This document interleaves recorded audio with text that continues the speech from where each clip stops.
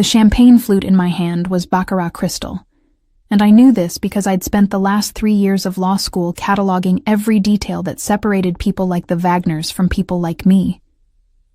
Not with envy, with precision. When you're building a career in corporate law, you learn to read power through objects, the weight of paper stock, the grain of leather portfolios, the particular way expensive glass caught light without showing fingerprints. This glass was showing my fingerprints. My palms were sweating.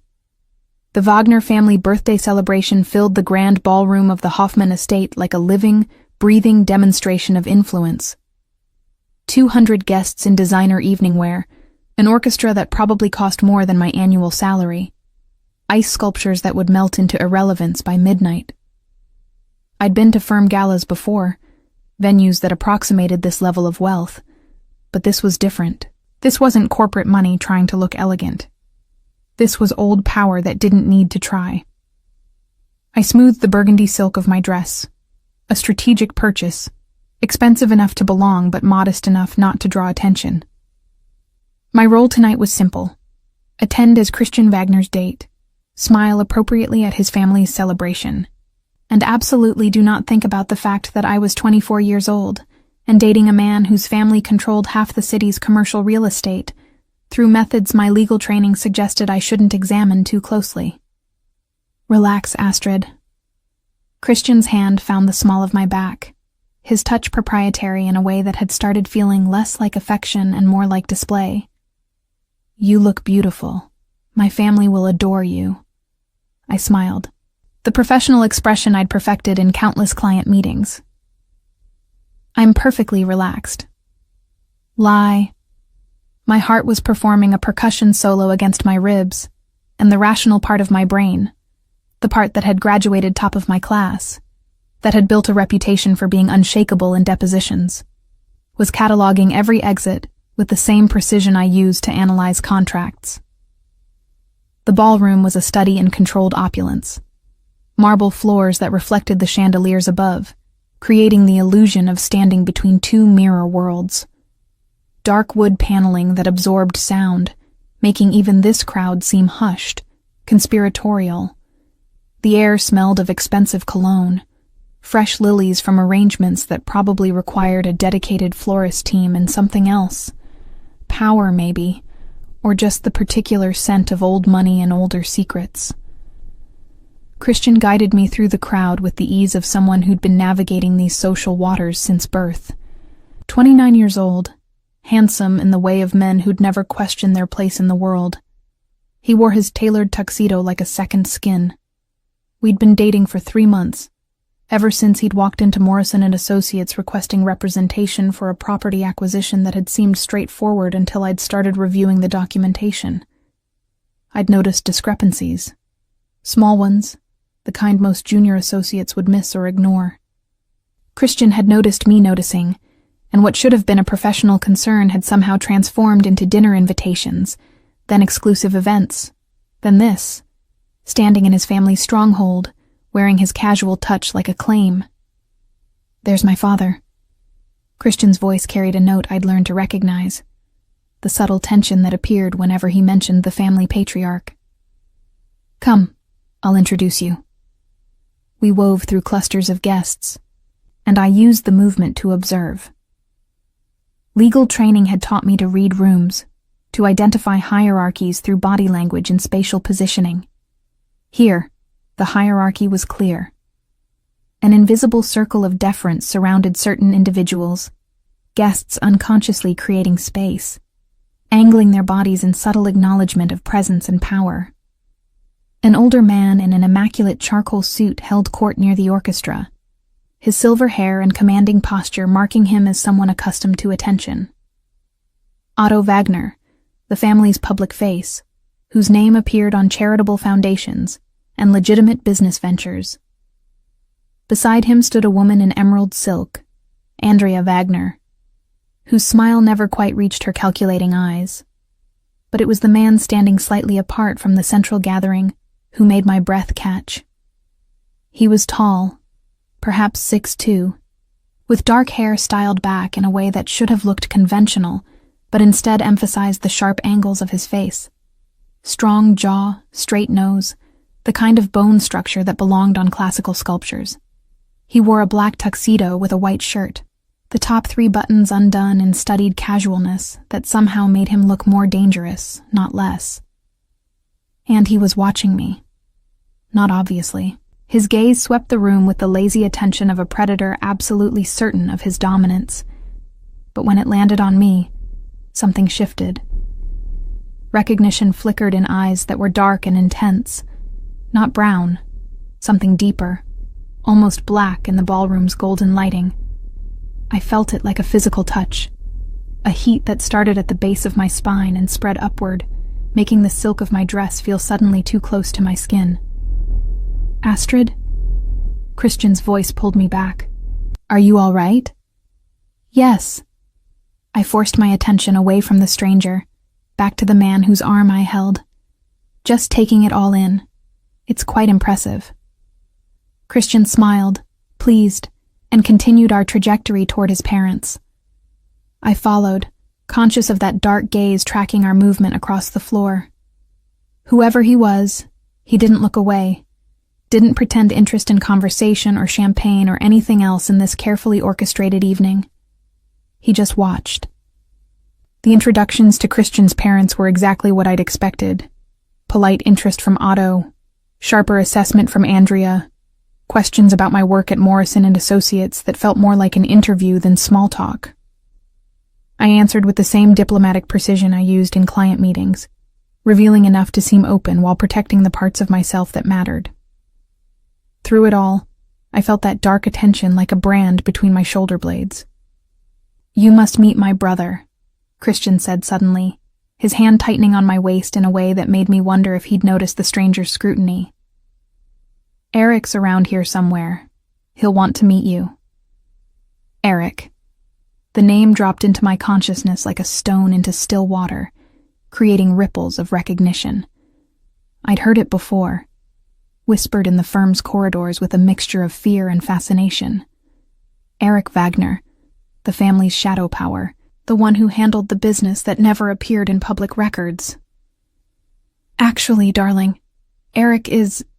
Andrea started, but the orchestra had shifted tempo, striking up something classical and sweeping that made several couples drift toward the dance floor.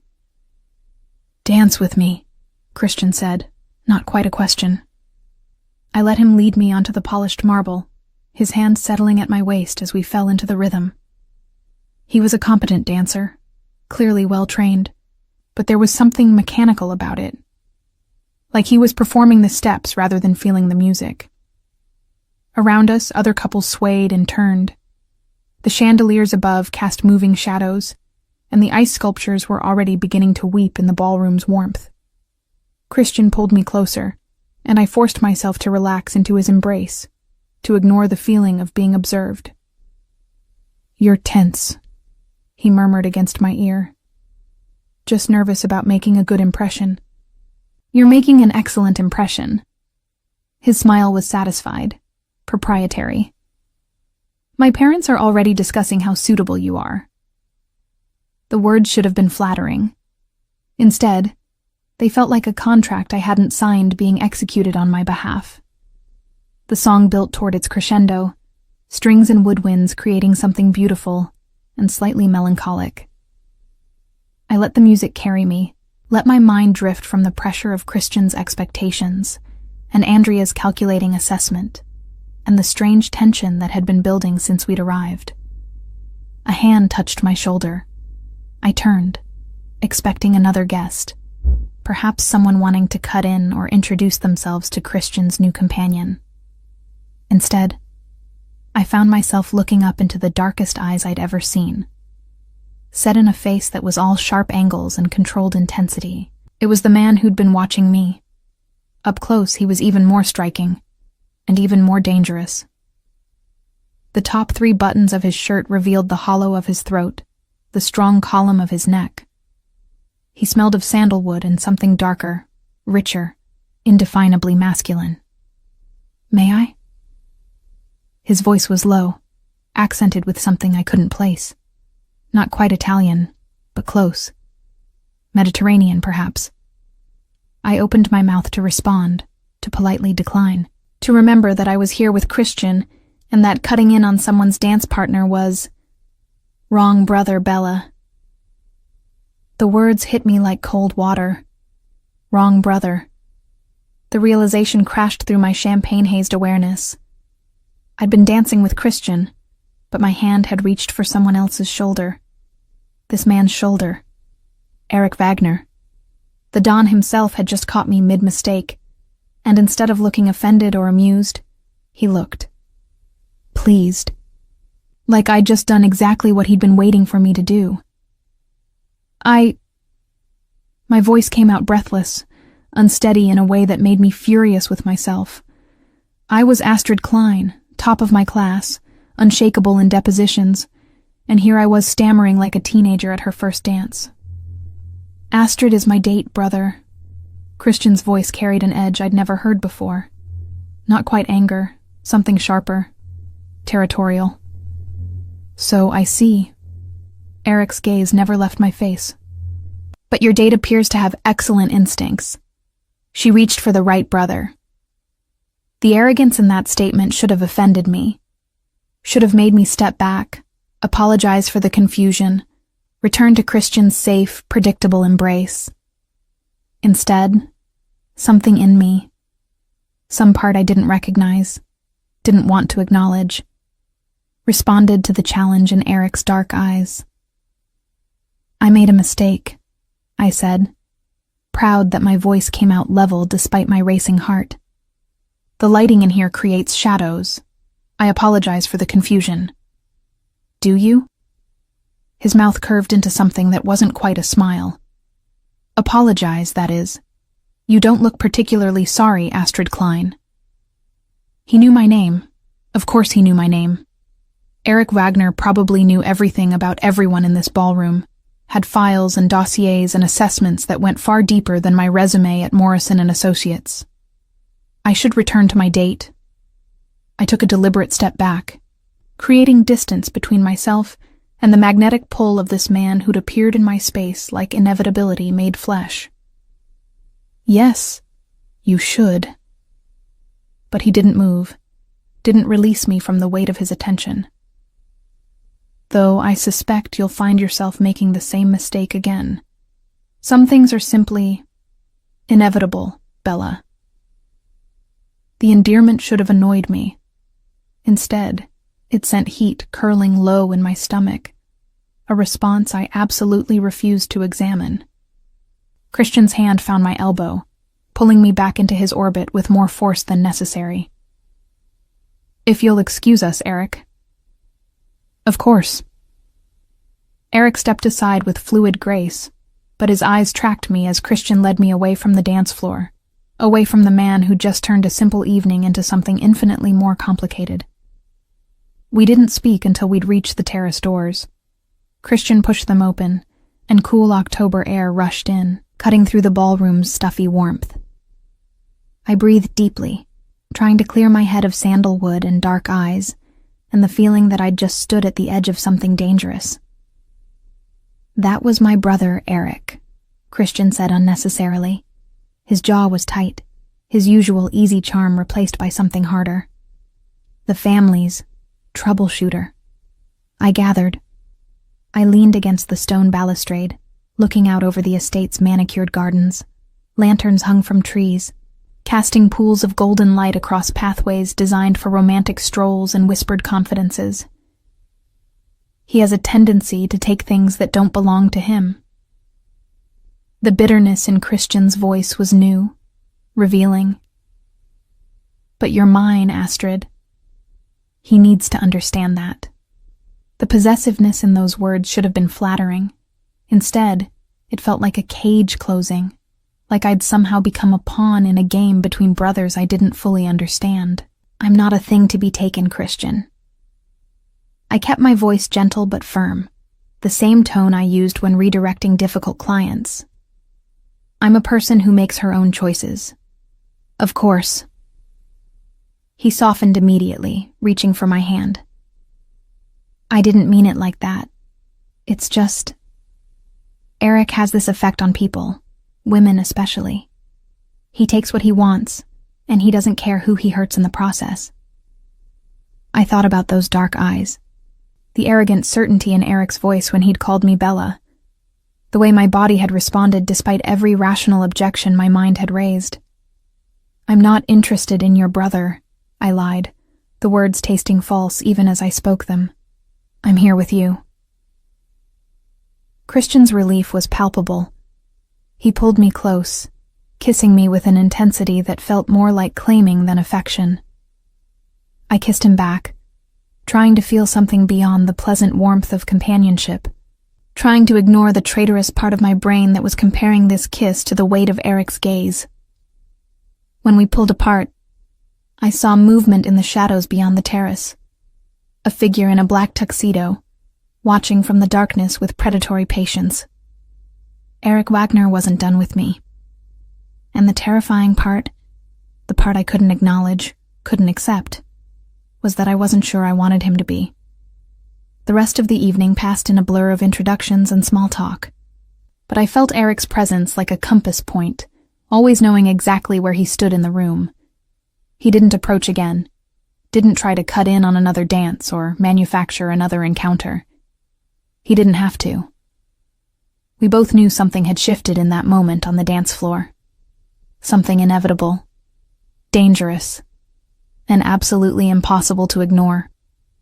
When Christian finally drove me home at midnight, I sat in the passenger seat of his Mercedes and stared out at the city lights, wondering what I'd just stepped into, wondering if that touch on Eric's shoulder had been a mistake or the most honest thing I'd done in months, wondering why wrong had never felt so dangerously right. The Monday morning after the Wagner birthday celebration, I arrived at Morrison & Associates to find a dozen white roses on my desk. No card, no signature, just perfect blooms arranged in a crystal vase that was probably worth more than my monthly rent.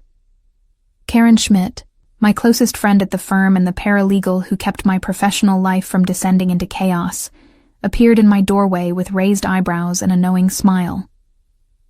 "Secret admirer?" she asked, her German accent making the question sound more like an accusation. "Christian, probably." I touched one of the petals, noting the specific variety. Not standard florist roses, but garden roses, the kind that required specialized cultivation and cost 10 times as much. "He's been attentive since the party." "Attentive is good."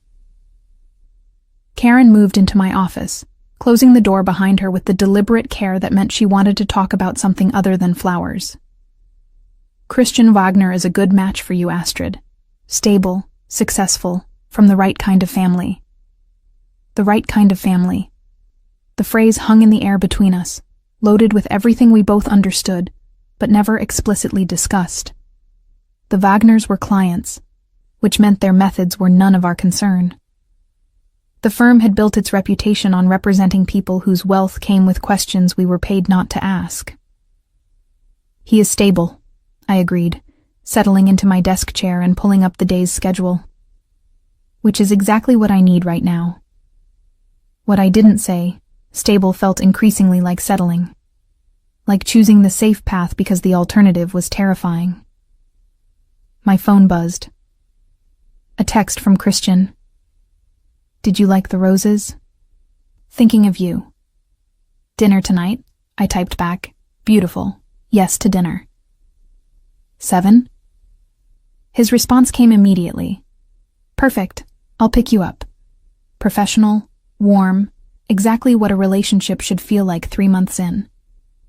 So why did I keep thinking about dark eyes and the arrogant curve of Eric Wagner's mouth when he'd called me Bella? The morning dissolved into the familiar rhythm of contract reviews and client calls.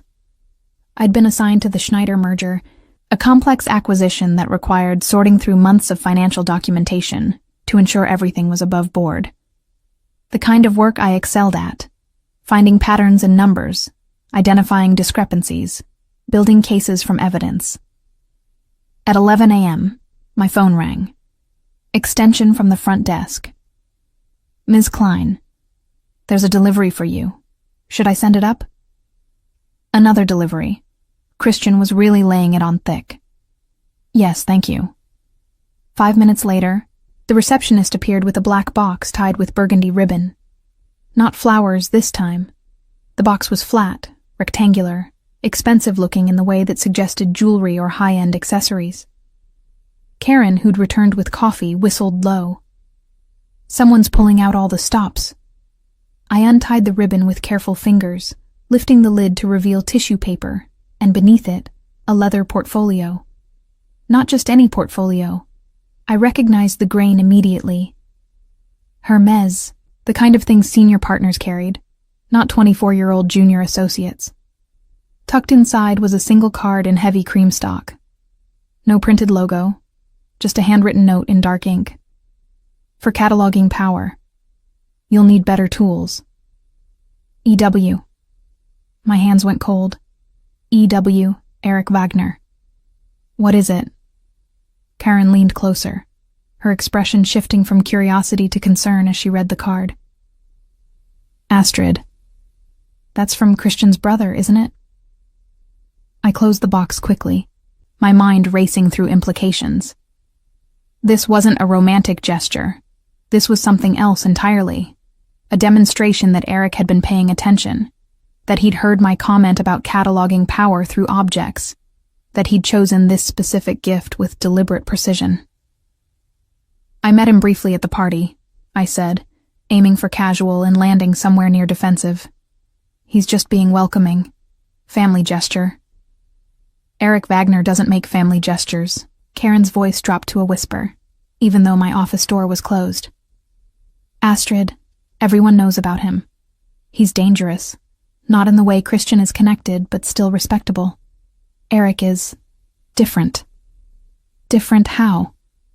She hesitated, weighing professional discretion against friendship. Let's just say the cases that never make it to official filing. The problems that solve themselves before litigation begins. The competitors who suddenly decide to sell at significant losses. That's Eric's domain. He's the family's real power. Christian handles the public face. Eric handles everything else. A knock on my door interrupted whatever response I might have given. Andreas Becker, one of the senior associates who'd been assigned as my unofficial mentor, stuck his head in. Astrid, got a minute? We need to discuss the Schneider merger findings. Of course. I stood, grateful for the interruption, and followed Andreas to the conference room where we'd been conducting the merger review. The next 3 hours disappeared into the focused work I actually loved. Parsing through financial statements, comparing projections against historical performance, identifying the small inconsistencies that could indicate larger problems. By 2 p.m., I'd found something concerning. A pattern of offshore transfers that didn't quite match the disclosed asset schedule. This could be nothing, Andreas said, reviewing my notes with the critical eye that had made him one of the firm's most valuable litigators. Or it could be very something. Good catch, Klein. We'll need to request additional documentation from Schneider's team. I nodded, making notes about the follow-up questions we'd need to address. This was why I'd gone to law school, why I'd sacrificed sleep and social life, and every other version of normal that my college friends had enjoyed. The intellectual challenge of finding truth buried in numbers and legalese. My phone buzzed again. Another text from Christian. Change of plans for tonight. Family dinner at the estate. Eric specifically asked that you join us. 7:30? My stomach dropped. Eric specifically asked. Not Christian inviting me to meet more of his family. Eric requesting my presence like I was a business meeting he needed to conduct. I stared at the message, knowing I should decline, should establish boundaries, should remember that I was dating Christian, and whatever had happened on that dance floor was a mistake to be forgotten, not explored. Instead, I typed, I'll be there. Andreas noticed my distraction. Everything all right? Fine, just personal plans shifting. I set my phone face down on the conference table, trying to refocus on the Schneider documents. But the rest of the afternoon felt like counting down to something inevitable. At 6 p.m., I left the office and went home to change. My apartment was a modest one-bedroom in a building that had probably been elegant in the 1940s, but now just felt tired. The rent was manageable on a junior associate's salary, and the location put me within walking distance of a decent coffee shop and a subway stop that made my commute bearable.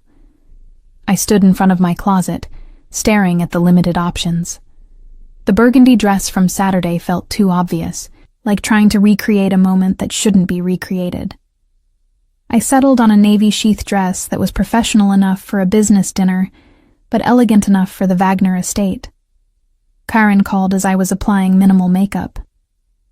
"Are you seriously going to this dinner?" Her disapproval carried clearly through the phone. "Christian invited me. It would be rude to decline." "Christian didn't invite you. His dangerous older brother requested your presence, and you're walking right into whatever game he's playing." "I can handle myself, Karen." "Can you?" She paused. "Because from where I'm standing, you're a brilliant lawyer who's never had someone like Eric Wagner decide to pay attention to you. And men like him don't send Hermes portfolios as casual gestures." She was right, of course. Everything Karen said was absolutely rationally correct. Eric Wagner was dangerous. This dinner was a terrible idea. I should cancel. Establish clear boundaries. Remember that I was building something stable with Christian. But when Christian's Mercedes pulled up at 7 p.m., I was waiting outside my building, navy dress and minimal jewelry, and the traitorous anticipation I refused to acknowledge. The drive to the Wagner estate felt longer than Saturday night. The silence between Christian and me waited with things unsaid. He kept one hand on my knee, possessive and tense, and I noticed the tightness in his jaw that suggested whatever family dinner we were attending, he wasn't happy about it. "Eric's been asking about you," he said finally, as we turned onto the tree-lined drive leading to the estate. "Since Saturday. He wanted to know how we met, how long we've been together, what kind of law you practice." That's natural curiosity about his brother's girlfriend. Nothing about Eric is natural. Christian's hand tightened on my knee. "Just be careful tonight, Astrid. He has a way of making people think they want things they definitely don't want." The estate looked different at night, less overwhelming than it had during the party. We parked in front of the main house, and Christian helped me out of the car with careful courtesy that felt increasingly performative. Inside, a member of the house staff directed us to a smaller dining room I hadn't seen during the birthday celebration. The space was intimate, a table set for 6, candles already lit, the warm glow creating shadows that softened the formal elegance of the surroundings. Otto and Andrea Wagner were already seated, along with an older man I recognized as Otto Hoffman, a longtime family advisor. And at the head of the table, in a black suit with his white shirt unbuttoned just enough to be deliberately casual, sat Eric. He stood when we entered, his dark eyes finding mine immediately. "Astrid, how lovely you could join us. Thank you for the invitation." I kept my voice professionally pleasant, the same tone I'd use for any business dinner. "And for the gift. It was unnecessarily generous." "I disagree." He moved around the table with that fluid grace I was beginning to recognize as characteristic. Quality tools are never unnecessary for someone who does important work. Christian's hand found my back, guiding me to the chair across from Eric. The seating arrangement felt deliberate, forcing me to look directly at Eric throughout the meal, unable to avoid those intense dark eyes. Dinner service began immediately. Courses that probably cost more than my monthly grocery budget. Wine that came from bottles without price tags, because if you had to ask, you couldn't afford it. The conversation flowed around topics designed to be simultaneously personal and revealing. My work at Morrison & Associates, my background, my family. I answered with practiced deflection, revealing enough to seem open while protecting the parts that mattered. My father had been a factory foreman, my mother a nurse. They'd both died in a car accident when I was 19, leaving me with insurance money that had paid for law school and a determination to build something stable and secure. Ambition born from loss. Eric observed, his accent making the words sound more intimate than they should. That's the most dangerous kind. And dangerous to whom? I met his gaze directly, refusing to be the one who looked away first. To anyone who underestimates you. His smile was sharp, appreciative, which I suspect many people do. They see a pretty young associate and they miss the steel underneath. Eric. Otto's voice carried warning. Perhaps we should discuss more appropriate dinner topics. What could be more appropriate than getting to know Christian's companion? But Eric shifted his attention to his brother with predatory focus. You've chosen well, little brother. Astrid is exceptional. The word hung in the air like a challenge. Christian's fork clinked against his plate with more force than necessary. I'm glad you approve, he said tightly, since Astrid and I are building something serious. Are you? Eric's gaze returned to me. Building something serious? The question wasn't meant for Christian. It was meant for me, and everyone at the table knew it. Christian and I have been seeing each other for 3 months, I said carefully. We're taking things at a reasonable pace. Reasonable. Eric tasted the word like wine. How terribly sensible. And tell me, Astrid, do you always do the reasonable thing? Or do you sometimes surprise yourself? Heat flooded my cheeks, and I hated my body for responding to what was clearly calculated provocation. I find that reasonable choices tend to lead to better long-term outcomes. Safer outcomes, certainly. He leaned back in his chair, and I noticed Andrea watching the exchange with sharp interest. But not necessarily better. Sometimes the unreasonable choice is the one that changes everything. Otto cleared his throat loudly. Eric, enough. This is a family dinner, not a philosophy seminar. You're right, of course.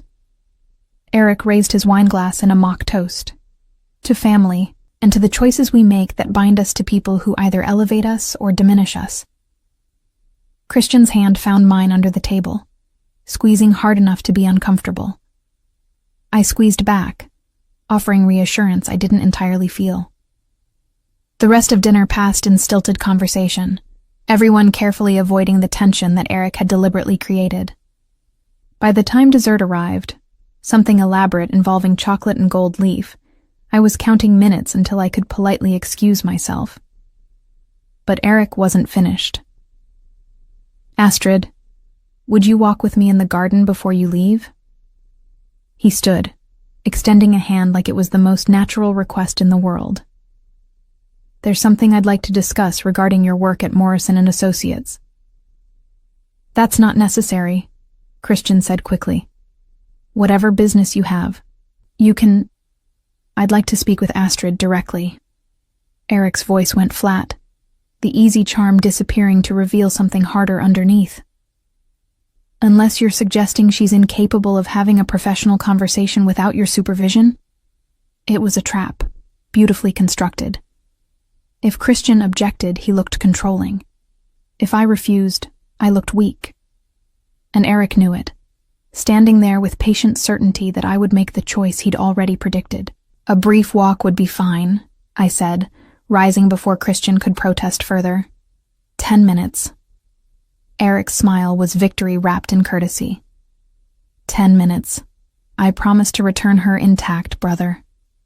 The garden was cold, October air cutting through my dress as we walked down a gravel path lined with late-season roses. Eric had grabbed a wool coat from somewhere. His, I assumed from the way it settled perfectly across his broad shoulders, and draped it over mine without asking, the gesture both chivalrous and possessive. You wanted to discuss my work? I asked, proud of how level my voice sounded despite my racing heart. No. He stopped walking, turning to face me in the dim light from the distant house. I wanted to see if you'd come when I asked, if you'd choose truth over performance. Truth? That what happened Saturday wasn't a mistake. He moved closer, not touching, but near enough that I could smell sandalwood and feel the heat radiating from him despite the cold. You reached for me because some part of you recognized what your rational mind doesn't want to acknowledge. Which is? My voice came out breathless, betraying me. That you're with the wrong brother. His hand came up, not quite touching my face, but close enough that I felt the phantom warmth of his palm against my cheek. Christian is safe. Reasonable. The smart choice for a woman building a careful career. But he'll never see you, Astrid. Not really. He'll see a suitable companion who looks good at family dinners and doesn't ask inconvenient questions. And you see what, exactly? Someone who counts exits in every room, who catalogs power through leather portfolios and champagne glasses, who spent 3 years building armor so effective that she almost believes she's safe inside it. His dark eyes held mine. I see a woman who's terrified of wanting something unreasonable, something dangerous, something that might actually match the steel underneath all that professional composure. I should have stepped back, should have told him he was wrong, that he knew nothing about me, that his arrogance was matched only by his audacity in pursuing his brother's girlfriend. Instead, I stood frozen, my body responding to the challenge in his voice with heat that pooled low in my stomach. This is inappropriate, I managed. Yes. He smiled, dark and knowing. Inappropriate. Dangerous. Completely unreasonable. All the things you've spent years avoiding. And yet here you are, wearing my coat in a dark garden, not walking away. I should. You should. He echoed my words, still not touching, still maintaining that maddening distance that made me want to close it myself. But you won't. Because for all your careful choices and reasonable plans, something in you recognizes me. Recognizes this. This is nothing. I lied. This is you playing games because you're bored and I'm temporarily convenient. Is that what you think? For the first time, something that might have been genuine emotion flickered across his face. That this is a game? What else would it be? He stepped back then, giving me space I suddenly didn't want. Go back to Christian, Astrid. Enjoy your reasonable relationship with a safe brother. Build your careful life with someone who'll never push you, never challenge you, never make you question all those smart choices. I will. Good. But he was still smiling, that infuriating certainty back in his dark eyes. And I'll be here when you realize you're lying to yourself. When you finally acknowledge that safety isn't the same as satisfaction. When you're ready to stop settling for less than you deserve. I turned and walked back toward the house, leaving his coat behind on a garden bench, refusing to wear his warmth any longer. But even as I found Christian waiting anxiously in the foyer, even as we drove home in uncomfortable silence, I could feel Eric's presence like a brand between my shoulder blades. He was right about one thing. I was lying to myself. And the terrifying part was that I was starting to run out of lies that sounded convincing. 6 weeks after the garden conversation, I discovered exactly what kind of man Christian Wagner actually was, and exactly how wrong I'd been about safety versus danger. It started with the Schneider merger. The offshore transfers I'd flagged had turned into something bigger, requiring deeper investigation and additional documentation. Andreas had assigned me to coordinate directly with Schneider's legal team, which meant late nights at the office and detailed analysis that revealed an increasingly complex web of transactions. By mid-November, I'd identified a pattern that made my legal training set off every alarm. The transfers weren't just suspicious, they were structured to circumvent regulatory oversight, using shell companies and timing delays that suggested deliberate concealment. Not unusual for a merger this size, but enough to require disclosure to the acquiring company. I drafted a memo outlining the findings, recommending that we require Schneider to provide additional documentation before Morrison & Associates could sign off on the deal. Standard procedure, ethical obligation, the kind of work that separated legitimate firms from those that looked the other way. Christian read the memo in my apartment on a Tuesday night, his expression growing progressively darker as he scanned the pages. This could tank the entire merger, he said finally, setting the document down with careful precision. Billions of dollars, months of work, all because of some questionable transfers that probably have perfectly reasonable explanations. Then they can provide those explanations. I poured myself more wine, tired from another 14-hour day. Christian, this is my job. I can't sign off on something I know is problematic just because it's inconvenient. I understand that. He moved closer, his hand finding my waist. But before you submit this to Andreas, I'd like you to look at something else. Another angle that might give you more context. The something else arrived the next day. A set of documents from one of Christian's contacts. Detailed financial analysis that supposedly explained the offshore transfers as standard tax optimization strategies. Perfectly legal, just complex enough to look suspicious to someone without the full picture. I reviewed them carefully, my professional skepticism immediately identifying problems. The documentation was too neat, too perfectly aligned to counter my concerns, like it had been created specifically to provide cover rather than genuine explanation. Where did these come from? I asked Christian during lunch at an upscale restaurant he'd chosen specifically for its private booths. Schneider's team. They wanted to address your concerns directly. Why didn't they send them through official channels, through Andreas and the formal merger review process? Christian's smile was easy, charming, because going through official channels means delays and additional scrutiny. They're trying to expedite the process, Astrid. Help you see that your initial concerns were overblown. Something cold settled in my stomach. You're asking me to accept documentation that came outside proper channels and use it to withdraw my objections to the merger. I'm asking you to be reasonable about this. His hand covered mine on the table. You're brilliant, Astrid, but you're also young, still learning how things actually work in corporate law. Sometimes the right answer isn't the one that follows every single procedural rule. Sometimes it's about understanding context and bigger pictures. The bigger picture being that you want this merger to go through regardless of my ethical concerns. The bigger picture being that everyone benefits when deals close successfully. His thumb traced circles on my palm, a gesture that had once felt affectionate and now felt like manipulation. Including you.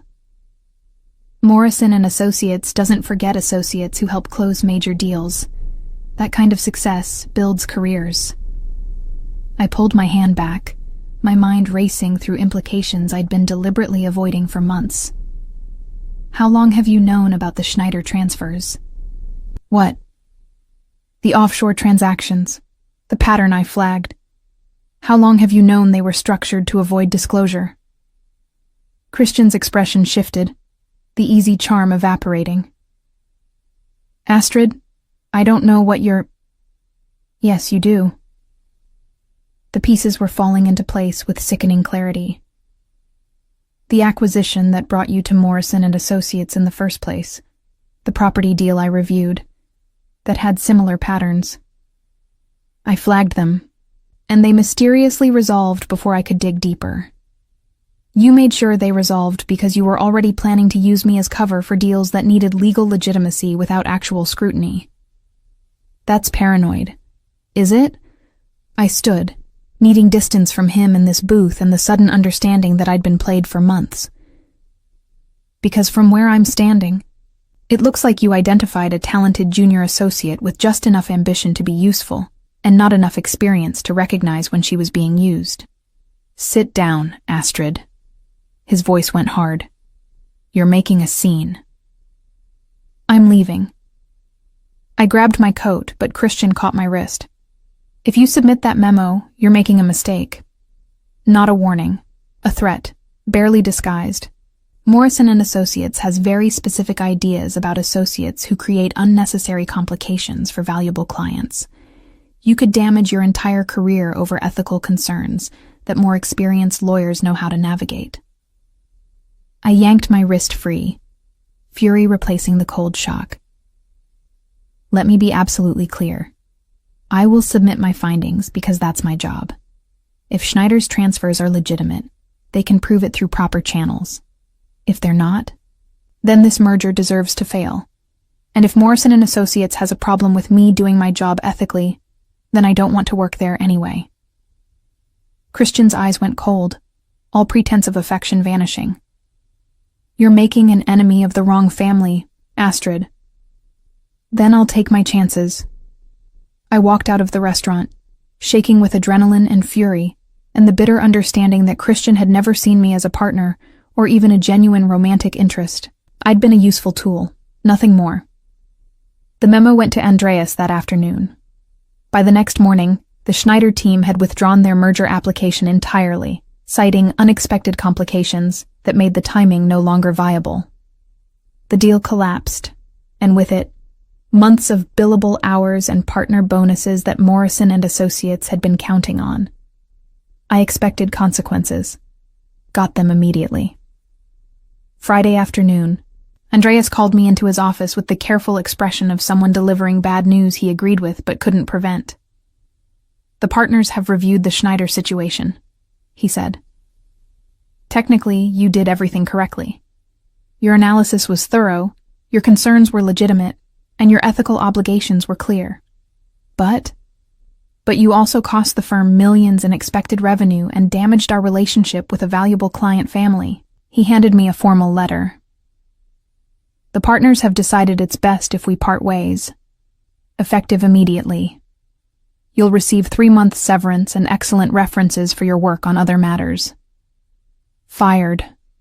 For doing my job ethically. For refusing to be complicit in the kind of legal maneuvering that helped powerful people hide questionable transactions. I cleaned out my desk in numb silence, Karen hovering anxiously as I packed my few personal items into the same box I'd used when I moved in 18 months ago. This is wrong, she said, her voice shaking with anger. You did the right thing, Astrid. The partners are protecting their interests. I taped the box closed. Which is exactly what I'd expect. Christian Wagner carries more value than a junior associate with inconvenient ethics. What will you do? I honestly didn't know. My carefully constructed career path had just collapsed, and the relationship I'd invested 3 months in had been revealed as manipulation from the start. I was 24 years old, unemployed, and apparently naive enough to mistake calculated charm for genuine interest. Figure it out, I said with more confidence than I felt. I always do. But that night, alone in my apartment with job search websites open and my savings account looking distressingly finite, I let myself acknowledge the full scope of how thoroughly I'd been played. Christian had identified exactly what I wanted. Stability, career advancement, a relationship that looked like success. And he'd used those desires to make me complicit in ethical compromises I would have rejected from anyone else. My phone buzzed. A text from an unknown number. I heard about Morrison and Associates. Come to the address below tomorrow at 10 a.m. E.W. Eric. Of course Eric would know I'd been fired before I'd even told my closest friends. Of course he'd have my personal number despite me never giving it to him. Of course he'd reach out now, when I was vulnerable and angry and questioning every choice I'd made. I should delete the message, should block the number, should remember that Eric Wagner was dangerous in ways that made Christian's manipulation look like amateur hour. Instead, I stared at the address he'd sent. A building in the financial district I recognized as housing several high-end law firms, and felt something shift inside me. Christian had wanted me compliant and useful, had valued me only for what I could do to make his deals easier. But Eric had called me exceptional, had recognized the steel underneath, had challenged rather than diminished me. Maybe it was time to stop making safe choices. Maybe it was time to see what unreasonable looked like. At 9:45 the next morning, I stood outside the building Eric had specified, wearing my best interview suit and carrying a professional bag that contained copies of my resume, writing samples, and the stubborn determination that had gotten me through law school on scholarship and insurance money. The building's lobby was all marble and modern art, the kind of space that announced serious money without needing to explicitly state it. I checked the directory. Wagner and Hoffman Legal Associates, 15th floor. Eric had his own law firm, Of course he did. The elevator ride up felt endless. When the doors opened, I stepped into reception area that was understated elegance incarnate. Dark wood, leather furniture, windows overlooking the city. A receptionist who looked like she could double as a model smiled professionally.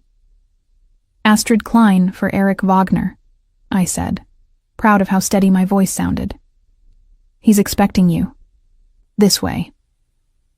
She led me down a corridor lined with what appeared to be original artwork, past several closed office doors, to a corner suite with Eric's name on a discreet brass plate. She knocked once, then opened the door. Eric stood by floor-to-ceiling windows, backlit by morning sun that made his white dress shirt, unbuttoned exactly 3 buttons as always, seemed to glow. He turned when I entered, and something in his expression made my breath catch. Not triumph, not the smugness I'd expected from a man who'd correctly predicted I'd come. Something softer, almost like relief. Astrid. He dismissed the receptionist with a subtle gesture, waiting until we were alone before continuing. Thank you for coming. I'm here to understand what this is. I gestured at the elegant office, the leather-bound law books, the practice sophistication. Not to accept whatever you think I need. Fair enough. He moved away from the windows, settling into one of the chairs arranged for conversation, rather than behind his desk. An equalizing choice. What this is, a legitimate law firm that handles complex corporate transactions for clients who value discretion. What I think you need, a position that values your talent for analysis and your unwillingness to compromise ethics for convenience. I'm supposed to believe you have ethical boundaries? The words came out sharper than intended, my anger at Christian bleeding into how I was approaching Eric. You're supposed to believe I have clear boundaries that I don't pretend are something else. His dark eyes held mine steadily. Christian wanted you compliant. I want you exactly as you are, sharp, uncompromising, and too damn smart to be satisfied with being someone's pretty accessory. The assessment was accurate enough to sting. And in exchange for this position that values my sterling qualities, what exactly would you expect from me? Your professional expertise, your analytical skills, your willingness to tell me when you think I'm wrong. He paused. And your trust that I won't use you the way my brother did. Trust. I let the word hang between us. That's asking for a lot, given that you've spent the last 6 weeks demonstrating exactly how thoroughly you can manipulate situations to get what you want. I sent you a portfolio and asked you to walk in a garden. His voice carried the faintest edge of amusement. Hardly manipulation on the scale of constructing an entire relationship to compromise your professional ethics. Point to Eric. What happened to Christian after the Schneider deal collapsed? He's currently explaining to our father why his attempt to use a promising young attorney as cover for questionable transactions resulted in lost business and damaged relationships. Eric's smile was sharp. I imagine that conversation is going poorly. You got him in trouble. I simply ensured that accurate information about his methods reached the appropriate ears. What our father chooses to do with that information is entirely his decision. Justice through family politics. I should have found it distasteful. Instead, I felt a dark satisfaction that Christian was facing consequences for treating me as expendable. The position, I said, forcing myself to focus on practical considerations. What would it actually entail? Corporate transactions for clients who need creative but legal solutions to complex problems. Contract review and negotiation. Occasional litigation support when deals go wrong. He leaned forward slightly. No offshore shell games, no regulatory circumvention, no asking you to look the other way. Just sophisticated legal work that requires someone smart enough to find legitimate paths through complicated situations. And if I find something I consider unethical, then you tell me, and we address it. I don't need an attorney who rubber stamps everything, Astrid.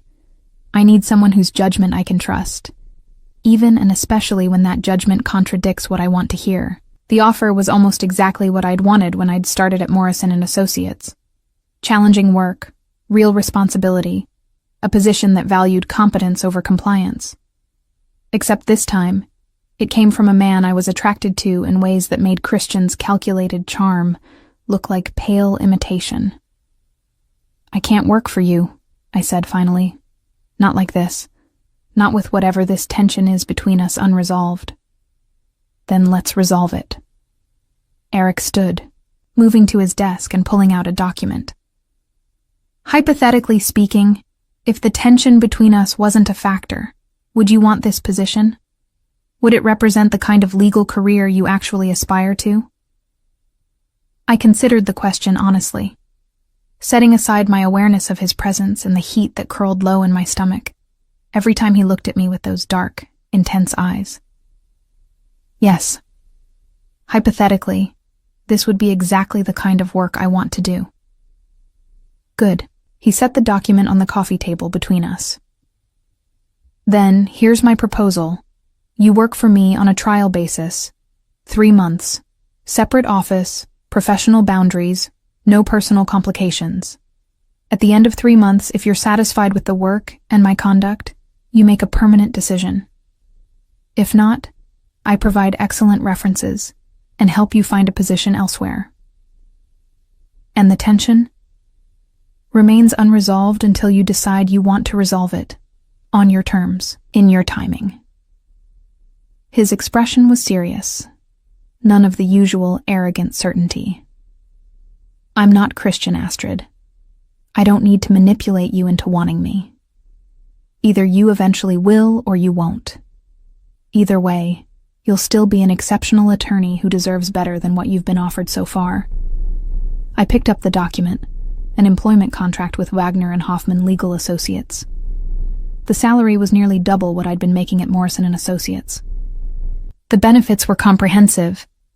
The specific duties listed matched exactly what Eric had described. 3 months, I said slowly. Professional boundaries. And if at any point I feel uncomfortable with anything, work-related or otherwise, I can walk away with no consequences. You have my word. A dangerous man's word. But looking into those dark eyes, I believed him in a way I'd never quite believed Christian's easy promises. "I'll need to review this contract thoroughly before I sign anything. I'd be disappointed if you didn't." His smile was genuine, warm. "Take the weekend. Come back Monday with questions, concerns, or a signed contract, depending on your assessment." I gathered my things, tucking the contract into my professional bag alongside the resume I wouldn't need. At the door, I paused. "Eric, why are you doing this? And don't tell me it's just because I'm exceptionally talented. You could hire any number of exceptionally talented attorneys who don't come with complications."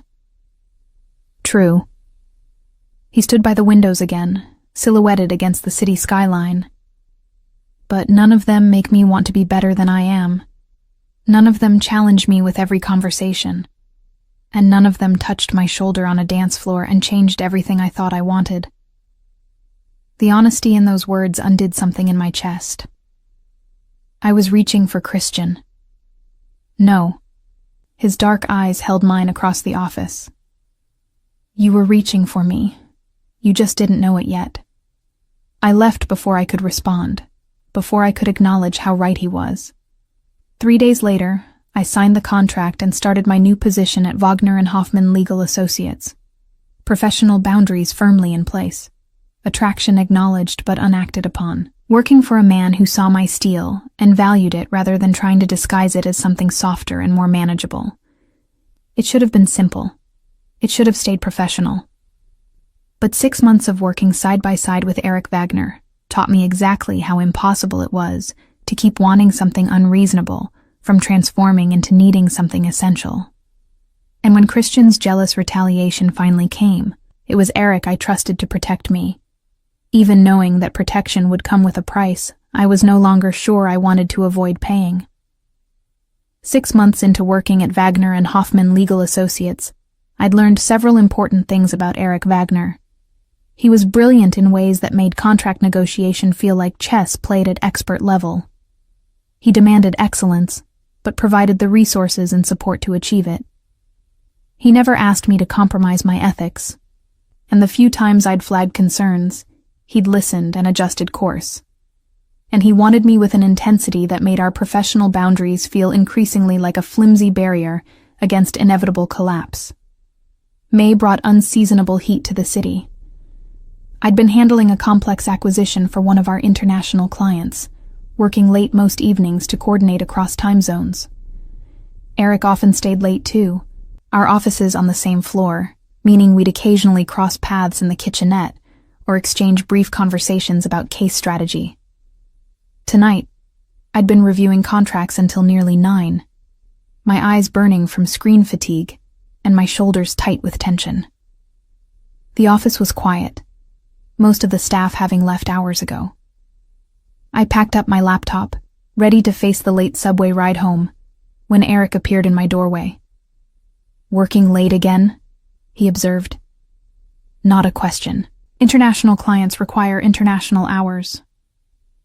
I slipped my laptop into my bag, acutely conscious of how his white dress shirt, 3 buttons undone, sleeves rolled to his elbows, made him look less like a corporate attorney and more like something dangerous pretending at civilization. "I'm ordering dinner. Join me." Again, not quite a question, but his tone suggested he'd accept refusal. I should have refused. Should have maintained the professional distance we'd carefully constructed over the last 6 months. But I was hungry, tired, and honestly craving his company in ways that went beyond collegial appreciation. "What are you ordering?" "Italian. There's a place in Little Italy that delivers even this late. The owner owes me a favor." Of course he did. Eric's network of people who owed him favors was extensive and slightly terrifying in its reach. We ate in his office, sitting at the conversation area rather than his desk, maintaining the professional pretense even as the late hour and shared meal made it feel increasingly personal. The food was exceptional, handmade pasta, the kind that required hours of careful preparation, served in containers that suggested the restaurant had packed it like they were feeding someone important. "Tell me about the Kozlov acquisition," Eric said, twirling pasta with practiced ease. "Are they being honest about their compliance history?" I'd been handling the Kozlov deal for 3 months, a Russian tech company wanting to establish U.S. operations through acquisition of a smaller domestic firm. The compliance review had been complex, requiring careful analysis of international regulations. "Mostly honest," I said. "There are some gray areas in how they've handled data privacy in Eastern European markets, but nothing that would prevent U.S. operations if they implement the structural changes I've recommended. And you trust your recommendations will be followed. I built compliance checkpoints into the contract milestones. If they don't implement changes, the deal doesn't proceed." I met his dark eyes across the coffee table. "No gray areas, no looking the other way. Exactly how you taught me to structure these things." Something shifted in his expression. Pride, maybe, or satisfaction. "You've learned quickly." I had a good teacher who actually wanted me to succeed, rather than just be useful. The reference to Christian hung in the air between us. We rarely mentioned Eric's brother anymore. Christian had been reassigned to less visible roles within the family business after the Schneider disaster, effectively sidelined from major decision-making. I sometimes wondered if Eric had orchestrated that too, but I'd learned not to ask questions about Wagner family politics. "Astrid." Eric set down his fork, his attention fully focused on me. "Your trial period ended 2 months ago. You chose to stay. Why?" The direct question deserved an honest answer. "Because this is the best professional opportunity I've ever had. Because I'm doing work that matters and challenges me. Because you've kept every promise you made about boundaries and ethics and trust." And the tension? There it was, the thing we'd been dancing around for 6 months. Acknowledged, but unaddressed. Still there, I admitted. Still complicated. It doesn't have to be. He leaned forward slightly, his elbows on his knees, close enough that I could smell sandalwood and something uniquely him. I told you once that I'd wait until you decided you wanted to resolve it. I'm still waiting, Bella. But I want you to know. The waiting isn't passive patience. It's active restraint. Every day in this office, every late night, every moment you smile at something I've said, I'm choosing not to cross lines we both know exist. My heart hammered against my ribs. Why tell me this now? Because 6 months ago, you needed space to rebuild trust in your own judgment after Christian broke it. You needed to prove to yourself that you could work with me without it being about attraction or manipulation, or any of the games he played. His dark eyes held mine. But you've proven that, Astrid. You're here because you're exceptionally talented, and this work fulfills you. The attraction is separate. It exists, but it doesn't define why you stay. And if I told you I wanted to keep things professional, that I don't want to complicate a good working relationship with personal involvement, then we'd continue exactly as we have been. Professional boundaries, collegial respect, and I'd find a way to manage wanting you that doesn't make your professional life uncomfortable. He paused. But I don't think that's what you want. You're very certain about what I want. I'm certain about what I observe. The way you lean forward when we're discussing case strategy. How your pupils dilate when I'm close. The fact that you volunteered to handle the Kozlov deal specifically because it meant working late when I'm here. His smile was knowing. You want me too, Astrid. You're just afraid of wanting something that feels dangerous. He wasn't wrong. 6 months of proximity had transformed initial attraction into something deeper, more complicated. I'd learned Eric's patterns, how he thought through problems, the precise way he crafted arguments, the rare moments when his controlled facade cracked to reveal the intensity underneath. And I'd stopped pretending I didn't want to know what that intensity would feel like, directed entirely at me. It would be dangerous, I said quietly. You're dangerous, Eric, in ways that make Christian's manipulation look like child's play. Yes, no denial, no softening. I'm dangerous because I play for keeps, because I don't do things halfway, because when I decide I want something, I'm relentless about achieving it. But I'm also honest about who I am. I won't pretend to be safe or reasonable or any of the things you thought you wanted before you realized those things weren't actually satisfying. And what happens when you decide you don't want me anymore? When the conquest is complete and the novelty wears off? The question had been gnawing at me for months. Eric Wagner could have anyone. Beautiful, sophisticated, from his world in ways I wasn't. What happened when he got bored with the junior associate who'd challenged him briefly before inevitably falling into his orbit like everyone else? Eric stood, moving to the windows that overlooked the city lights. Do you know what I see when I look at you? He didn't wait for my answer. Someone who rebuilt her entire career after being betrayed, who took a risk on working for me when conventional wisdom said that was insane, who calls me on my bullshit in contract negotiations and refuses to back down when I push back, who's brilliant enough to run intellectual circles around most attorneys twice her age, but humble enough to keep learning. He turned to face me. That's not novelty, Astrid. That's partnership. The kind that doesn't wear off because it's built on mutual respect rather than just attraction. Yes, I want you physically. Have since the moment you touched my shoulder thinking I was Christian. But I also want your mind, your ethics, your sharp observations about power structures. I want the whole complicated, exceptional package. I stood too, needing to be on equal footing for this conversation. If we do this, if I stop fighting this attraction, everything changes. Our professional relationship, our power dynamic, the way people see us working together. Yes. I could lose credibility I've been rebuilding. People might think I slept my way into this position. They might. Until they work with you, and realize you're here because you're exceptional at what you do." He moved closer, still not touching. "But I won't lie and say there won't be complications. My world is complicated, Astrid. My family's business has aspects you've carefully avoided examining too closely. Dating me means accepting that you'll see things that challenge your neat categories of legal and illegal. Are you asking me to compromise my ethics again? No." His voice was firm. "I'm asking you to trust that I won't put you in situations that require you to compromise. You'll see the gray areas of what I do, yes, but I'll never ask you to be complicit in anything that crosses your lines. You've proven those lines are non-negotiable. I respect that." The honesty was both reassuring and terrifying. Eric was offering me exactly what I'd claimed to want since that first night at the Wagner birthday celebration.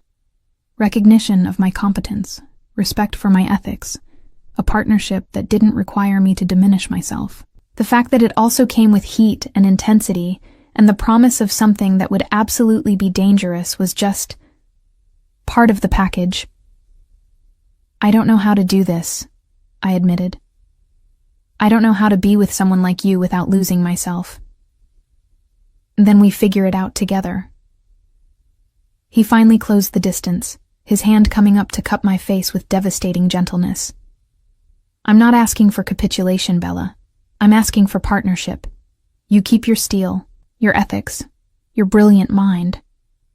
I get to be the person who appreciates all of it, instead of trying to soften it into something more manageable."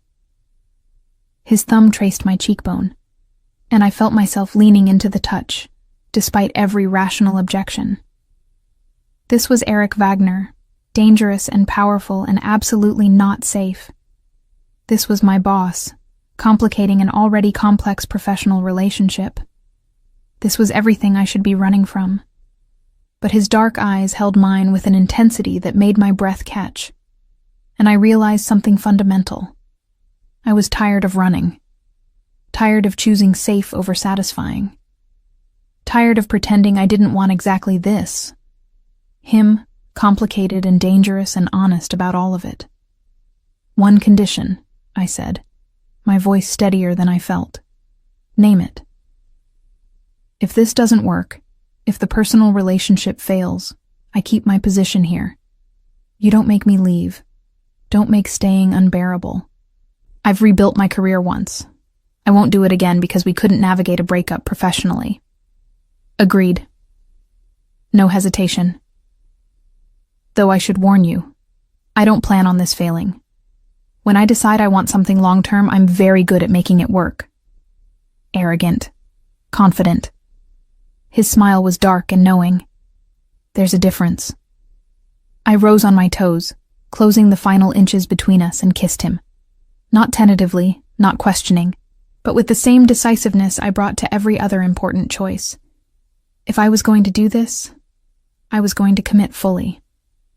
Eric responded immediately, his hand sliding into my hair as he deepened the kiss with an intensity that made my knees weak.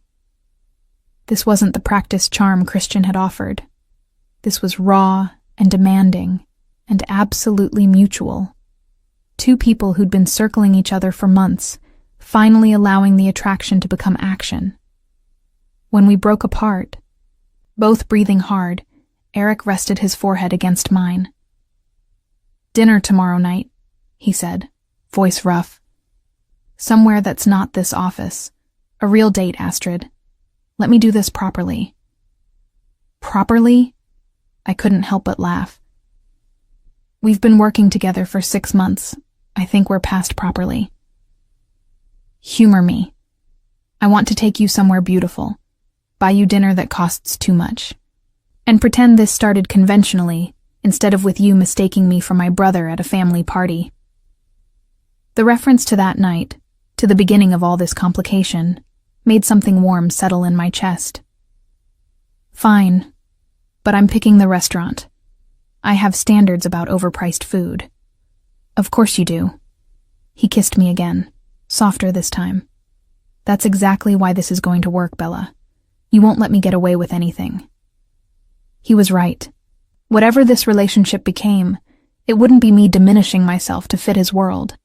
It would be me staying exactly as I was, sharp, ethical, uncompromising, while Eric figured out how to integrate someone like that into his complicated life. It should have been impossible. But as we finished our dinner and talked late into the night about everything except work, I started believing that maybe impossible was just another word for challenges we hadn't solved yet. And if there was one thing Eric and I were both excellent at, it was solving complex problems others considered unsolvable. 3 months into officially dating Eric Wagner, I learned exactly how extensive his empire actually was, and how thoroughly his family's business had woven itself into every aspect of the city's commercial life. It started with small observations. How vendors at the upscale restaurants we frequented would materialize with our preferred table despite no reservation.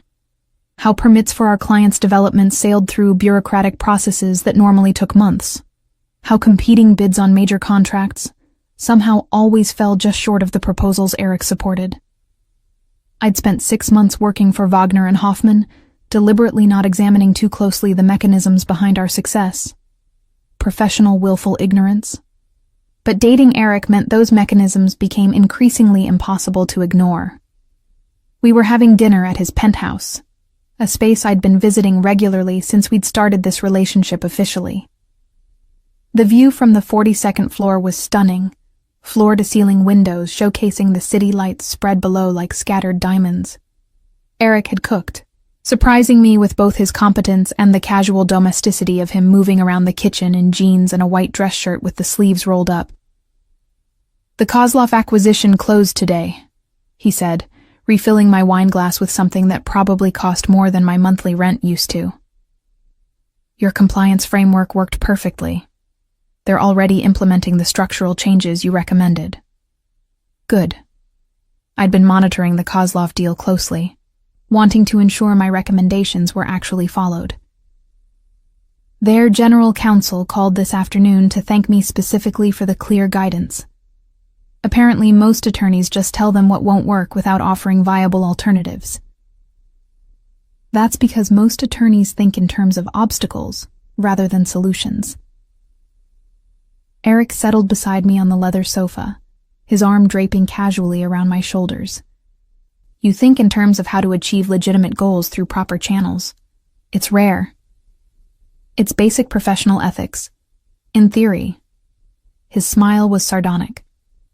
"In practice, you'd be surprised how many attorneys view ethics as suggestions rather than requirements." I thought about Morrison and Associates, about Christian's casual assumption that I'd compromise my standards for convenience. Not that surprised, actually. We ate in comfortable silence for a few minutes, the kind of easy companionship that had developed surprisingly quickly. Eric was intense in professional settings, all controlled power and strategic thinking. But in private, he relaxed in ways that revealed someone more complex than the dangerous reputation suggested. "I need to tell you something," he said finally, setting down his fork. "About the family business. Things you've been deliberately not asking about." My stomach tightened. "Eric, I told you. I don't need to know details about aspects that might compromise my legal position. What I don't know, I can't be forced to testify about. I'm not asking you to be complicit." His dark eyes were serious. "But I want you to understand what you're choosing to be part of. Full disclosure, Astrid. Then you decide if you can live with it." Part of me wanted to refuse, to maintain the comfortable ignorance that let me sleep at night. But I'd built this relationship on honesty and mutual respect. If Eric was offering truth, I owed it to both of us to hear it. "Okay," I said quietly. "Tell me." What he revealed over the next hour was both better and worse than I'd imagined. The Wagner family had built their empire through a combination of legitimate business acumen and strategic leverage. They didn't run drugs or engage in violence. But they absolutely used information, connections, and carefully applied pressure to ensure favorable outcomes for their interests. "Think of it as aggressive capitalism," Eric explained. "We identify what people need, permits, financing, political support, and we provide it. In exchange, They provide future considerations. Votes on zoning boards, priority processing for our projects, favorable terms on contracts. Nothing explicitly illegal, but everything dancing along the edges of what's acceptable. It's corruption, I said flatly. Sophisticated, plausibly deniable corruption, but corruption nonetheless. Yes, no denial, no softening. My father built this network over 40 years. I inherited it, refined it, made it more subtle and harder to prosecute. We've never been charged with anything, because we're very good at operating within technical legality, while achieving outcomes that circumvent the spirit of the law. I processed this, my legal training automatically cataloging the implications. And Wagner and Hoffman Legal Associates legitimately helps clients navigate complex regulations. You've seen our work, Astrid. We don't fabricate compliance. We find legal paths through complicated situations. The fact that those paths are sometimes easier because of family connections is separate from the legal services we provide. That's sophistry. You're benefiting from a corrupt system even if the individual legal work is clean. Yes. He took my hand, his thumb tracing circles on my palm. I won't pretend otherwise, but I will tell you this. Since you've been here, I've started questioning how much of this I actually want to maintain. The network, the leverage, the endless careful manipulation of systems designed to be fair. It's exhausting, Astrid, and increasingly unsatisfying. Why tell me this now? Because I love you. The words were simple, direct, devastating in their certainty. And because you deserve to make an informed choice about whether you can build a life with someone whose empire is built on morally gray foundations, even if those foundations are technically legal. I love you. He loved me. Eric Wagner, dangerous and powerful and honest about every complicated aspect of who he was, loved me. I don't know what to do with that information, I managed, my voice unsteady. You don't have to do anything immediately. His hand tightened on mine. Think about it. Decide if you can live with loving someone whose methods you find ethically problematic. I won't be offended if the answer is no. Disappointed, heartbroken even, but not offended. You've always been honest about your principles. I looked at him, really looked, and saw not the dangerous Mafia heir from reputation, but the man who'd spent 6 months proving he respected my competence, who'd cooked me dinner and asked about my day, and challenged me intellectually in ways that made me sharper, who was offering me complete honesty even knowing it might destroy what we'd built. I love you too, I heard myself say, which is possibly the stupidest thing I've ever admitted given what you just told me about your business practices. His smile was relieved, genuine. Love has never been accused of being particularly rational. No. I laughed despite the weight of everything he'd revealed. But I need to think about the rest. About whether I can be with someone whose empire I find ethically problematic, even if I love the person at the center of that empire. Fair enough. He pulled me closer, and I let myself rest against his chest, listening to his heartbeat. Take whatever time you need. I'm not going anywhere. We sat like that for a long time. The city lights spread below us, and I tried to reconcile the man I loved with the methods he employed to maintain power.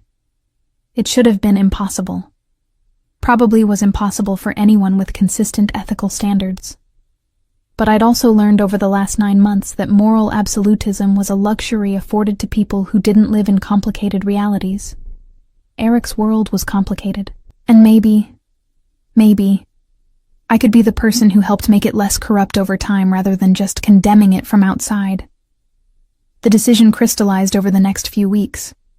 I'd continue working at Wagner and Hoffman, continue building my career doing legitimate legal work, continue loving Eric while actively working to reduce the empire's dependence on corrupt leverage. It was compromise, yes, but it was strategic compromise with clear ethical boundaries and long-term goals. The kind of moral complexity I'd been avoiding my entire professional life. Turned out loving Eric Wagner meant accepting that sometimes the right answer wasn't pure or simple. Sometimes it was messy and complicated, and required constantly reassessing where lines should be drawn. But it also meant partnership with someone who saw my steel and valued it, who challenged me intellectually, who was willing to change foundational business practices, because I asked him to consider different approaches. 3 months into that decision, Christian made his move. I was leaving the office late when he appeared in the parking garage, my first encounter with him since the Schneider disaster nearly a year ago. He looked thinner, harder, the easy charm replaced by something bitter. Astrid. He blocked my path to my car. We need to talk. We don't. I reached for my keys, my legal training assessing exits and options. Whatever you think you need to say, I'm not interested in hearing it. You're sleeping with my brother. Not a question. His voice carried venom I'd never heard when we were together. Destroyed my career, took my position at the firm, and now you're fucking Eric while pretending you have ethical standards. Move, Christian. I kept my voice level despite my racing heart. We're done. We've been done for a year. What I do with my personal life is no longer your concern. It became my concern when you started using family connections to advance your career, when you became part of Eric's corruption while judging me for small-time manipulation. He moved closer, and I smelled alcohol on his breath. You're a hypocrite, Astrid. At least I was honest about using you. Eric's just better at dressing it up as respect. The words stung because they contained grains of truth I'd been struggling with for months. But they were also the frustrated attacks of a man who'd lost power and was lashing out. I'm calling security, I said, pulling out my phone. Leave now or I'll have you removed. He grabbed my wrist. Not hard, but enough to stop me from dialing. This isn't over. You think Eric's protection extends forever? You think there won't be consequences for everything you've taken from me? A voice from the shadows made us both freeze. Let her go, Christian. Eric emerged from between parked cars, his presence filling the garage despite casual clothing. Now.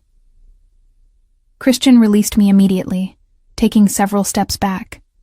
The fear in his eyes was primal, genuine. Whatever threat Eric represented to his younger brother, it was significant enough to override alcohol and bitterness. She's poison, brother, Christian said, his voice shaking. She'll destroy you like she destroyed me. Astrid didn't destroy you. Eric's voice was flat, dangerous. You destroyed yourself by being too short-sighted to recognize her value beyond usefulness. Now leave before I decide this parking garage conversation needs to become something more official. Christian fled. Actually fled, nearly running to his car and peeling out of the garage with enough speed to leave rubber on the concrete. I sagged against my car, adrenaline flooding my system now that the immediate threat was gone. How long were you watching? I asked. Long enough to know he was waiting for you. Long enough to let you handle it before I intervened. Eric came closer, his hands gentle as they checked my wrist where Christian had grabbed. He's been making threats about you for weeks. I've been monitoring his movements. You could have warned me. I could have. But you needed to see for yourself that Christian hasn't changed. That his bitterness is about ego, not genuine feeling. His dark eyes held mine. And I needed to know you'd handle the confrontation with the strength I know you have rather than doubting yourself. The manipulation should have angered me. Instead, I recognized it for what it was. Eric's version of trust. He'd protected me while letting me prove I could handle threats myself. He's dangerous now, I said. Not physically, but he has connections, family resentments, motivation to cause problems. Yes. Eric's smile was sharp, predatory. Which is why I've already implemented solutions. Christian will find his influence in family business significantly reduced over the coming months. His ability to cause problems for you specifically will be curtailed. I should have asked what solutions meant.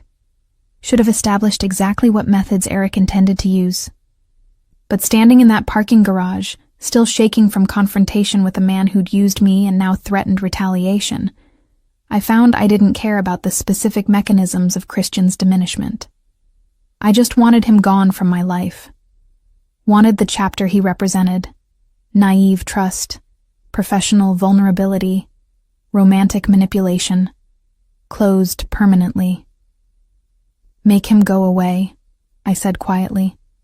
Not physically, just make him understand that targeting me brings consequences he can't afford. Already done, Bella.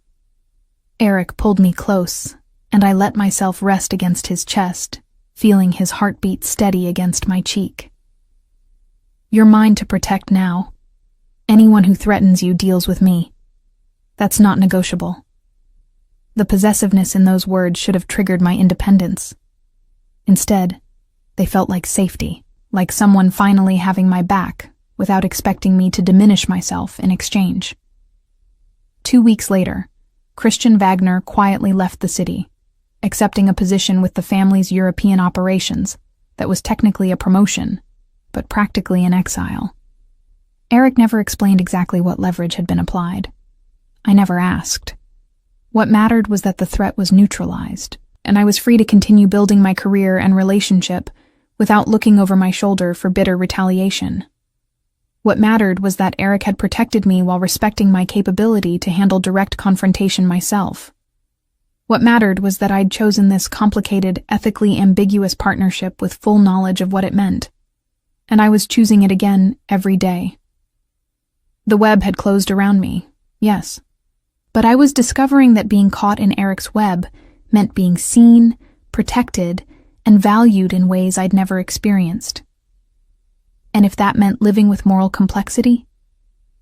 I was starting to think the benefits outweighed the philosophical concerns. 10 months into our relationship, on a crisp March evening, everything changed.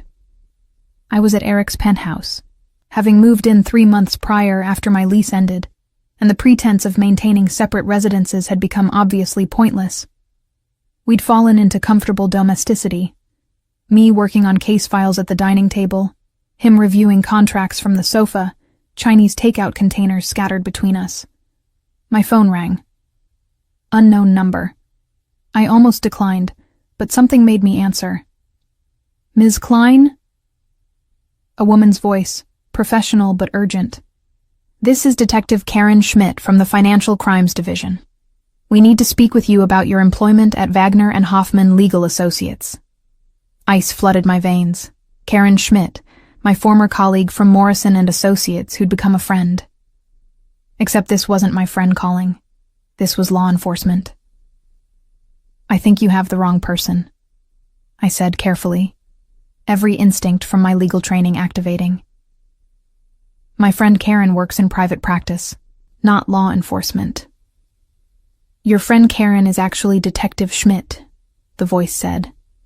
She's been undercover at Morrison and Associates for the last 3 years, investigating potential connections between legitimate law firms and organized crime networks.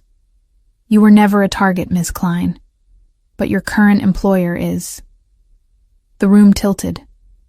Karen, my friend, my confidant, the person I'd trusted with details about Christian, about Eric, about my ethical struggles with Wagner family business practices, had been law enforcement all along. I'm hanging up now, I managed.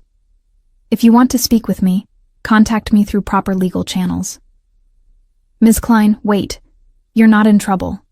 We know you left Morrison and Associates on ethical grounds. We know you've been working legitimately at Wagner and Hoffman.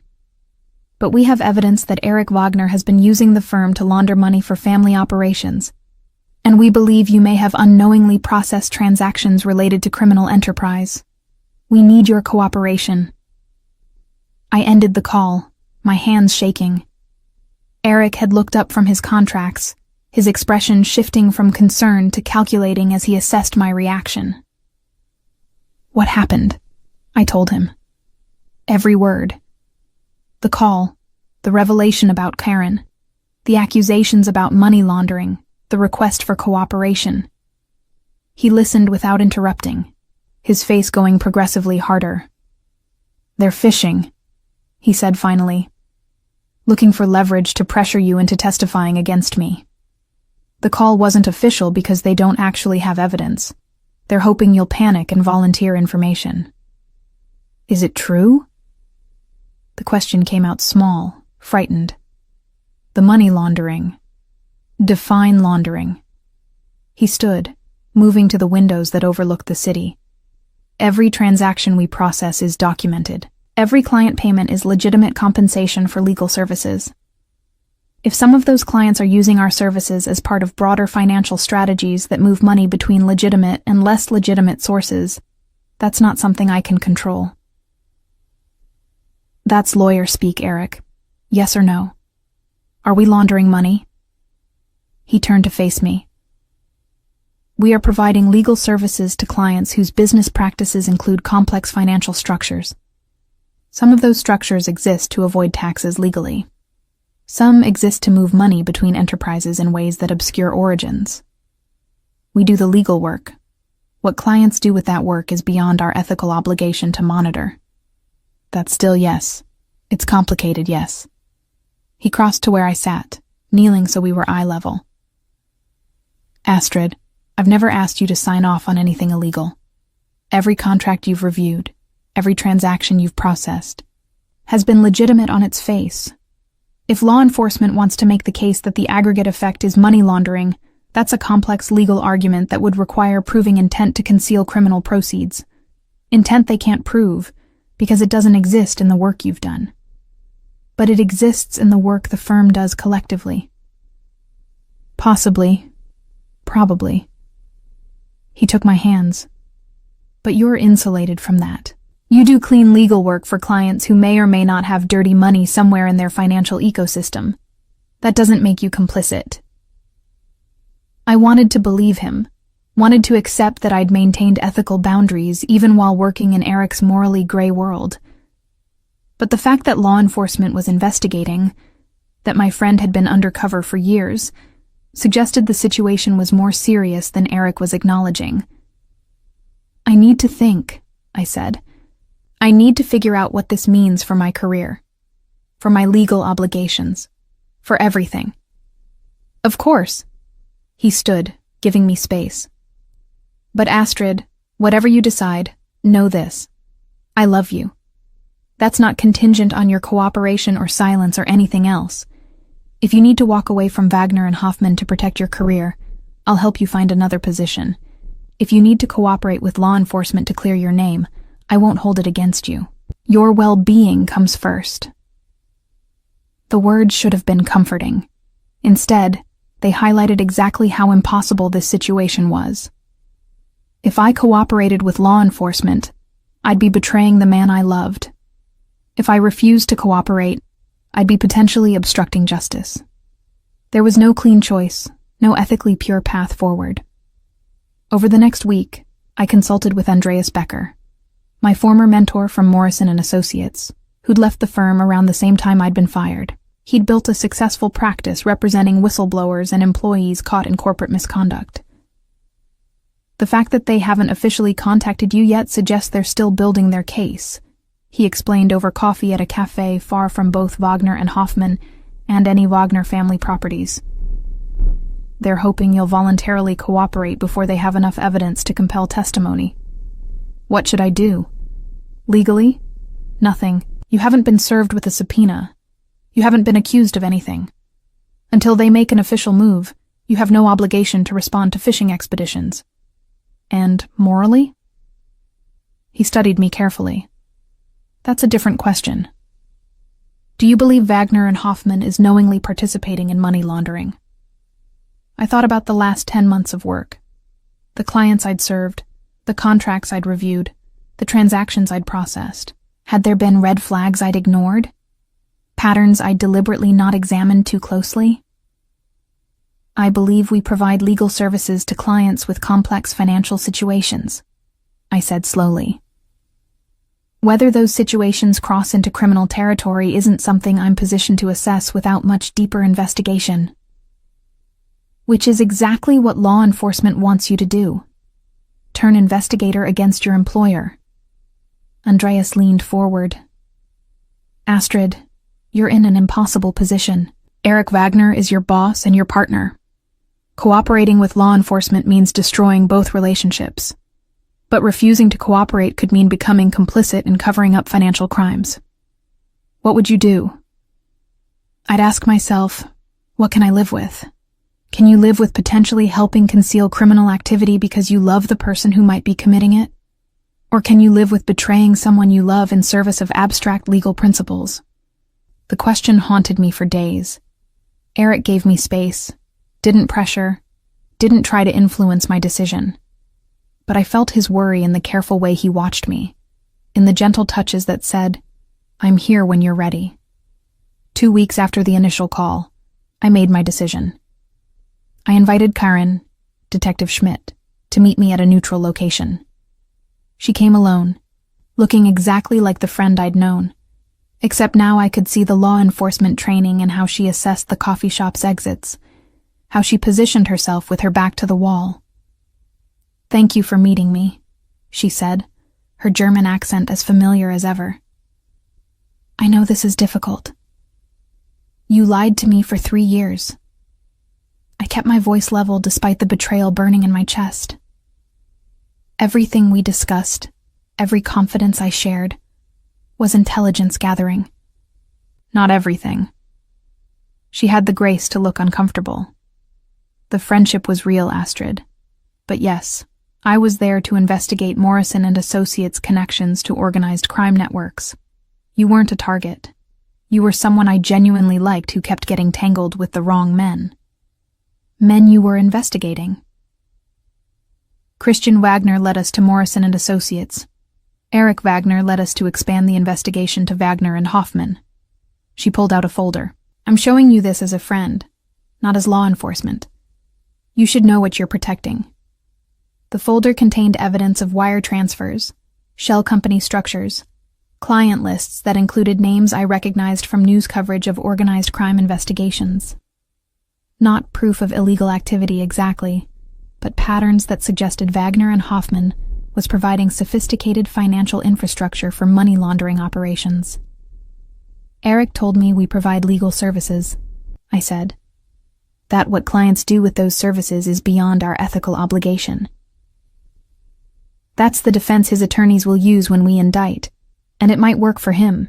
He's very good at maintaining plausible deniability. But Astrid, you're a brilliant attorney. You know the difference between genuinely not knowing and deliberately not looking. Which one have you been doing? The question cut, because it was exactly what I'd been asking myself. Had I genuinely not known?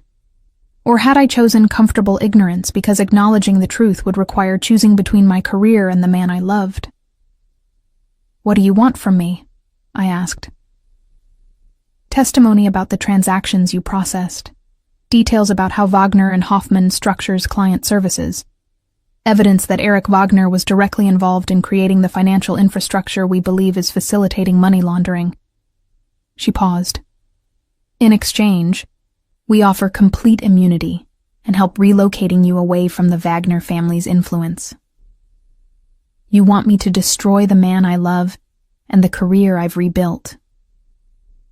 I want you to tell the truth about what you've witnessed. Whether that destroys anything depends on what that truth actually is. I stared at the folder, at the evidence of patterns I'd been deliberately not examining, at the proof that my comfortable moral compromise had been built on willful ignorance. I need to think about it. We can give you 1 week. After that, we'll proceed with the investigation with or without your cooperation. But Astrid, if you're not cooperating, we'll have to treat you as potentially complicit rather than an innocent witness. That's not a threat. It's just legal reality. I left the meeting and went directly to Eric's penthouse. He was waiting, having obviously known exactly where I'd been and why. She showed you evidence, he said. Not a question. She showed me patterns that suggest Wagner and Hoffman is facilitating money laundering. She wants my testimony in exchange for immunity. And you're considering it. I should be considering it. Legally, morally, that's the right choice. I moved to the windows, looking out at the city we both knew so well. But Eric, if I testify, I'll be destroying everything you've built, everything your family has constructed over generations. I'll be betraying you. He came to stand beside me, not touching, just present. You'd also be doing your legal duty, protecting yourself from criminal prosecution, choosing ethics over personal loyalty. Since when do you advocate for me betraying you? Since I realized that I love you more than I love my empire. His voice was quiet, certain. If testifying is what you need to do to protect your legal career and ethical standing, then do it, Astrid. I'll handle the consequences. You shouldn't have to compromise your principles because I've built my success on moral gray areas. The honesty of it, the genuine willingness to sacrifice his business for my ethical comfort, undid something in my chest. I can't, I heard myself say. I can't testify against you. Astrid, not because I'm choosing loyalty over ethics, because I genuinely don't know enough to testify meaningfully. I turned to face him. I've processed legitimate legal transactions, helped clients structure legitimate businesses. If those clients are using that infrastructure for money laundering, I didn't knowingly participate.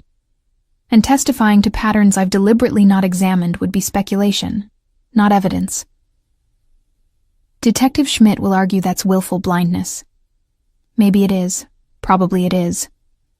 I took his hands, feeling the strength in them. But I'm choosing to believe that doing clean legal work in a potentially compromised firm doesn't make me criminally complicit. And I'm choosing to trust that you'll dismantle whatever infrastructure is actually facilitating crimes before law enforcement can prove their case. You're asking me to change my entire business model. I'm asking you to become the legitimate legal firm we've been pretending to be.